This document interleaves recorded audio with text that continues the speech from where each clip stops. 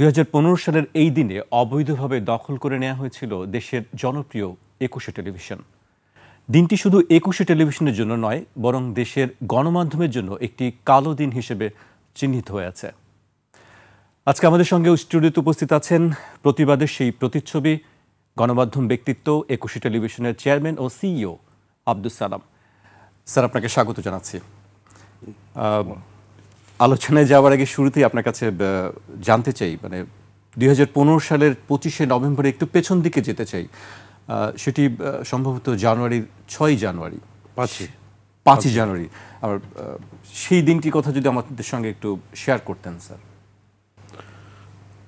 ১৫ সালের ৫ই জানুয়ারি, ওই দিন আমি ইটিভিতেই ছিলাম এবং বাসায় যাওয়ার পথে আমাকে তুলে নিয়ে যায় এই মুখে মুখোশ দিয়ে।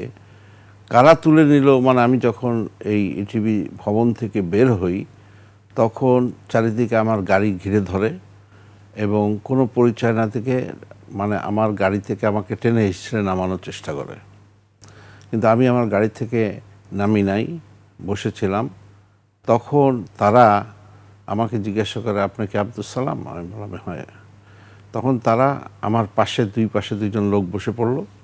আমার ড্রাইভার চালাইতে অস্বীকৃতি জানাচ্ছিল, তখন আমার ড্রাইভারের কলার ধরে গাড়ি থেকে টেনে বের করে নিল এবং ওদের একজন লোক সামনে বসে পড়ে এখান থেকে গাড়ি টান দিয়ে নিয়ে চলে গেল। তখন কি বলছিল যে কোথায় আপনাকে নিয়ে যাবে? না, সেরকম কিচ্ছু বলা নাই, শুধু আমার নাম জিজ্ঞাসা করলো। এবং তখন আমি চিন্তা করতেছি এরা কারা, কেন? তারা কিন্তু পরিচয় দেয় নেই যে আমরা ডিবির বা আমরা পুলিশের, কোনো কিছুই না। সেই জন্য আই ওয়াজ স্কেয়ার্ড যে হঠাৎ কি বুঝে ওঠার আগেই গাড়ি টান দিয়ে তারা নিয়ে গেল।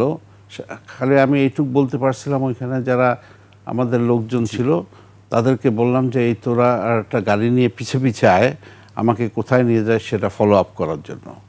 তখন তারা ফলো আপ করলো এই গাড়ির পিছে পিছে এবং আমাকে নিয়ে গেল যে ডিবি কার্যালয়ে, মিন্টু রোডে ডিবি কার্যালয়ে নিয়ে গেল।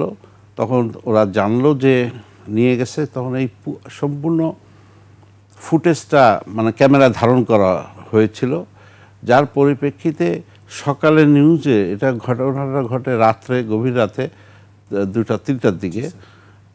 এবং ওরা সকালের থেকে নিউজ, অন্যান্য টিভিরা নিউজ প্রচার করে দেয় এই ফুটেজ নিয়ে, আমরা দেখছিলাম তখন। রাইট। এবং ডিবি কাছে জিজ্ঞাসা করা হলে ওরা অস্বীকৃতি জানায় যে আমরা নেই নাই। তা যেহেতু চারিদিক থেকে নিউজের চাপে পড়ে তখন তারা স্বীকার করে যে হ্যাঁ তারা নিয়ে এসছে। আসলে অ্যাকচুয়ালি পরে আমি যেটা জানতে পারি যে তাদের প্ল্যান ছিল আমাকে অ্যাকচুয়ালি গুম করার, এখান থেকে নিয়ে তারপরে অন্য কোথাও নিয়ে যাবে। কিন্তু যেহেতু ফলো করতেছিল এবং পরের দিন সকালের থেকে নিউজটা যাচ্ছিল, যার ফলে তাদের ওই প্ল্যান বাস্তবায়ন করতে পারে নাই। গণমাধ্যমের একটি শক্ত অবস্থান ছিল, সেই কারণে আসলে তারা কি করবে কি ভেবে পাচ্ছিল না। রাইট। তারপরের ঘটনা যদি আমরা, এরপরে আপনার সঙ্গে কি হলো, তারা কি বলছিল আসলে? তারা অ্যাকচুয়ালি প্রথম ওদিন 5 তারিখে কোনো কথা নাই, নাথিং। এবং আমি বারবার জিজ্ঞেস করছিলাম আমাকে কেন আনা হয়েছে কি, তারা কোনো উত্তর দিতে পারছিল না। আমি তাদের ওইখানের যে বস তার সাথে দেখা করতে চাইলাম, কিন্তু সে দেখা করায় নাই। কেউ কোনো কিছু বলছিল না, কেন কি। তারপরে যখন এটা প্রচার হয়ে গেল যে আমি ডিবি হেফাজতে আসি, ন্যাচুরালি তারা 24 আওয়ার্সের মধ্যে কোর্টে হাজির করতে হয়। তখন তারা একটা পুরনো মামলা ছিল ইটিভির, যেটা ইলিয়াস হোসেনের নামে, সেই মামলার যে বাদী মহিলাকে ডিবি অফিসে এনে জোর করে আমার নাম তারে দিয়ে দেওয়ায় এবং ওই মামলায় আমাকে চালান করে কোর্টে।